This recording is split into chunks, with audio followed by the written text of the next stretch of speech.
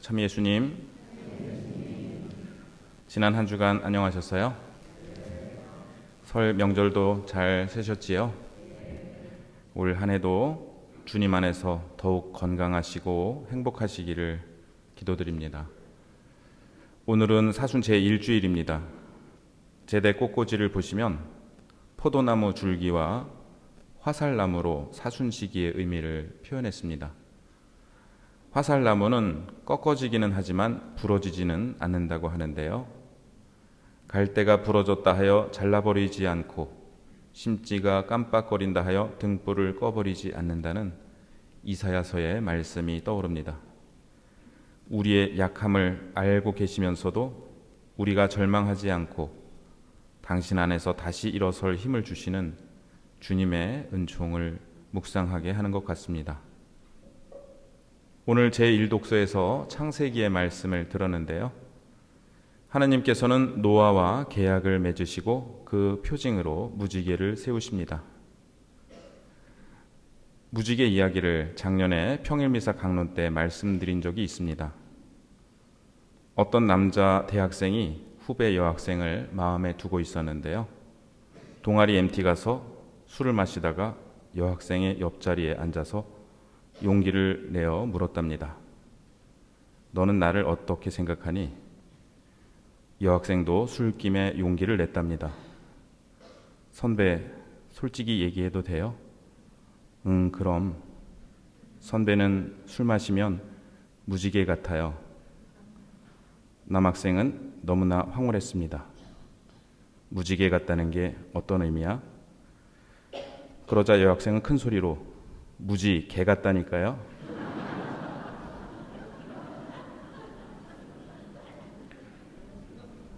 하고 외치고는 자리를 박차고 가버렸답니다. 무지개와 무지개는 띄어쓰기만 있을 뿐인데 너무나 다른 의미네요. 무지개가 하늘과 땅을 이어주듯 우리도 사람과 사람 사이를 이어주는 존재가 되어야겠습니다. 하늘과 땅을 잇는 무지개는 예수 그리스도를 상징합니다. 창세기의 저자들은 전해져 오던 과거의 무서운 홍수 이야기를 신학적으로 해석했는데요. 이것이 노아의 홍수 이야기입니다.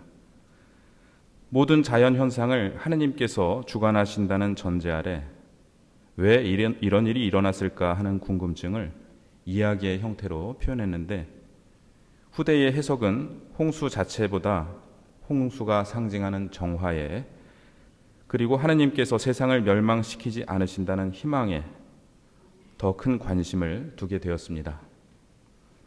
하느님께서 노아와 맺으신 계약을 보면 다시는 물이 홍수가 되어 모든 살덩어리들을 파멸시키지 못하게 하겠다고 말씀하시는데 하느님 편에서 어떻게 하시겠다는 말씀만 있고 인간이 지켜야 할 조항은 없습니다. 하느님께서는 당신께만 의무를 지우는 불리한 계약을 맺으셨습니다. 하느님께서 두 번째로 인류와 맺으신 계약은 아브라함과 맺으신 계약인데요. 그 표징은 할례고요. 세 번째로 모세와 계약을 맺으셨는데 동물의 피가 그 표징이었습니다. 이 계약들은 구약 시대에 맺어진 옛 계약들입니다. 예수님께서는 새로운 계약, 즉 신약을 맺으셨는데 당신의 살과 피로 맺으셨습니다. 우리는 그 계약에 따라 이 미사에서 예수님의 몸을 영하고 있는데요. 여기서도 예수님께서는 너희를 위해 너희의 죄를 용서해 주기 위해 내 살과 피를 내준다고 말씀하시면서 당신께만 의무가 있는 계약을 맺으셨습니다. 다시 일독서를 보면 하느님께서는 인간뿐만 아니라 모든 생물과도 계약을 맺으십니다. 나는 나와 너희 사이에 그리고 온갖 몸을 지닌 모든 생물 사이에 세워진 내 계약을 기억하겠다고 말씀하십니다. 인류뿐만 아니라 모든 생물을 보호해 주시겠다고 약속하셨는데요. 이제 생물들이 홍수로 파멸되지 않지만 인간들로 인해 파괴되는 지경에 이르고 있습니다. 생태 위기의 상황에서 우리는 하느님께서 당신 계약에 충실하시도록 도와드려야 할 의무가 있습니다. 생태적 회심과 창조 질서 보전은 그래서 단순한 사회적 활동이 아니라 신앙의 실천이 됩니다. 초대교회에서는 노아의 홍수를 세례의 상징으로 이해했는데요. 이는 제2독서에도 잘 나와 있습니다. 노아가 방주를 만들 때 하느님께서는 참고 기다리셨지만 그들은 끝내 순종하지 않았습니다. 이제는 그것이 가리키는 본형인 세례가 여러분을 구원합니다. 라고 베드로 1서는 말합니다. 사순시기는 처음에는 세례를 위해 제정되었습니다. 초대 그리스도 교회는 300년 가까이 박해를 받았는데요. 이러한 박해 중에 세례를 받는 것은 목숨을 거는 일이었습니다. 그래서 세례를 준비하는 것은 일생에서 가장 중요한 일이었고 교리 공부는 몇 년간 지속되기도 하였습니다. 세례 성사가 부활절에 베풀어졌기 때문에 이를 위해 3주간의 사순시기가 제정되었는데요. 이 흔적은 지금도 남아 있어서 부활 직전인 사순 제3, 4, 5주일 미사의 독서와 복음은 모두 세례 성사와 관련된 말씀입니다. 또한 부활 성야 때에 세례 서약 갱신을 하게 되는데요.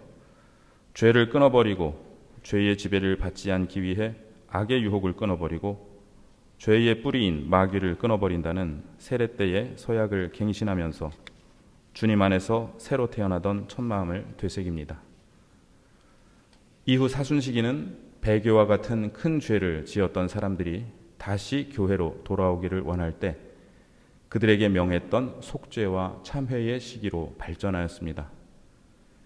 그런데 우리는 배교를 하지는 않았지만 광야를 걷던 이스라엘 백성처럼 하느님 사랑을 잊고 하느님 외에 다른 것을, 특히 자기 자신을 섬기려는 유혹에 자주 떨어지기에 우리 모두가 죄인이라는 깨달음 안에서 사순시기는 모두를 위한 회개와 쇄신의 시기로 정착되었습니다.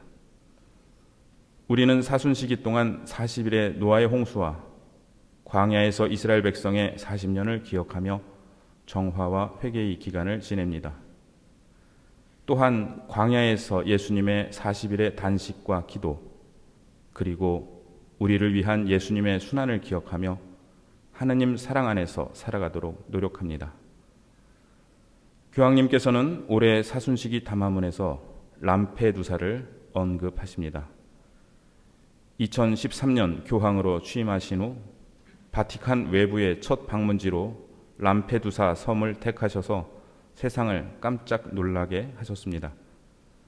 수많은 난민이 나무로 만든 배와 뗏목으로 바다를 건너다 목숨을 잃고 있는 이 섬을 방문하여 교황님은 하느님께서 우리에게 두 가지 질문을 하신다고 말씀하셨습니다. 하나는 너 어디 있느냐이고 다른 하나는 내 아우는 어디 있느냐입니다. 교황님께서 선출되신 후 전 세계 앞에서 던진 첫 번째 단어는 형제 자매 여러분이었습니다. 이후 교황님의 모든 말씀은 단 한마디로 요약됩니다. 우리 모두가 형제 자매라는 것입니다. 그리고 이것은 예수님께서 선포하신 복음의 핵심이기도 합니다. 교황님은 11년 전 당신께서 무관심의 세계화에 맞서는 길로 제시한 두 가지 질문이 여전히 제기되고 있다고 말씀하십니다. 너 어디 있느냐? 고통받는 내 아우는 어디 있느냐? 교황님은 담화문에서 이렇게 말씀하십니다. 이제 행동할 때입니다. 사순시기에 행동한다는 것은 또한 멈춘다는 것을 의미합니다.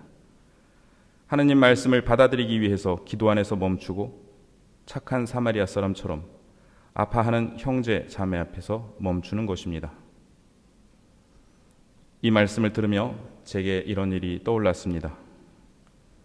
제가 토론토에서 공부할 때 한인성당 신부님이 평일 미사를 부탁하신 적이 있습니다.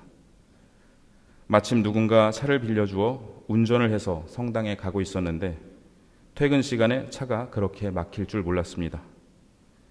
미사에 늦을까 봐 마음이 급해진 저는 좌회전을 해야 하는데 차가 너무나 많기에 일단 직진을 했습니다. 그 다음 신호에서 좌회전을 해야 하는데 거기도 너무나 차가 많아 또 직진을 했습니다. 그때는 내비게이션이 없었는데요. 나중에 지도로 확인해 보니 성당에서 점점 멀어지고 있었습니다. 더 빨리 가려고 했지만 빨리 가면 갈수록 목적지에서 멀어졌고 결국 미사에 늦고야 말았습니다. 중요한 것은 속도가 아니라 방향이라는 말이 제 마음에서 맴돌았습니다. 얼마나 빨리 가느냐가 중요한 것이 아니라 어디로 가고 있느냐가 훨씬 더 중요합니다. 오늘날 문화는 우리를 계속해서 경쟁으로 몰고 가면서 남들보다 뒤처지면 안 된다고 속도만을 강조하는 것 같습니다. 이 사순 시기에 교황님께서는 일단 멈추고 우리가 제대로 가고 있는지 방향을 확인하자고 제안하십니다.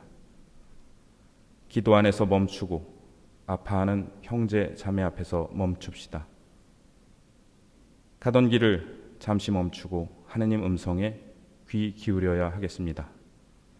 너 어디에 있느냐? 내 아우는 어디 있느냐?